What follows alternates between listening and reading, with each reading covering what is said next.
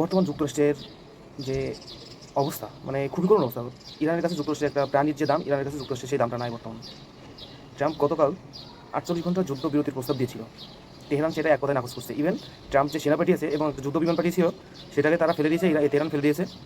ফেলে দেওয়ার পর ট্রাম্প আবার একটি যুদ্ধ বিমান পাঠিয়েছে ওই বিমানের পাইলটকে, ফেলে দেওয়া বিমানের পাইলটকে খোঁজার জন্য।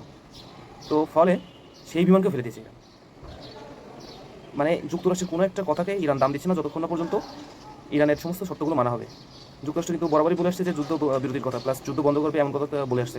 কিন্তু ইরান বলেছে যে বিন্দুমাত্র কোনো ছাড় দেওয়া হবে না, ইভেন আমরা 6 মাস পর্যন্ত যুদ্ধ চালিয়ে যেতে সক্ষম, কোনো যুদ্ধ বিরতি হবে না। যদি হয় তাহলে একমাত্র যুদ্ধ বন্ধ হবে এবং সেটা চিরস্থায়ী জন্য। চিরস্থায়ী কেমন? ইরান কিছু কিছু শর্ত দিয়েছে যে তাদের উপর আর আগ্রাসন চালানো যাবে না, কোনো ধরনের বাধ্যবাধকতা রাখা যাবে না, এমন কিছু শর্ত দিয়েছে যেটা যুক্তরাষ্ট্র মানতেও পারতেছে না। মানলেও যুক্তরাষ্ট্র যদি এখানে শর্ত মানে যুক্তরাষ্ট্রের মোটামুটি আধিপত্য শেষ, আবার না মানলে এদিক দিয়ে মানসম্মান প্লাস আধিপত্য, অস্ত্র শস্ত্র বিভিন্ন সরঞ্জাম খরচ হয়ে এদিক দিয়ে আধিপত্য শেষ।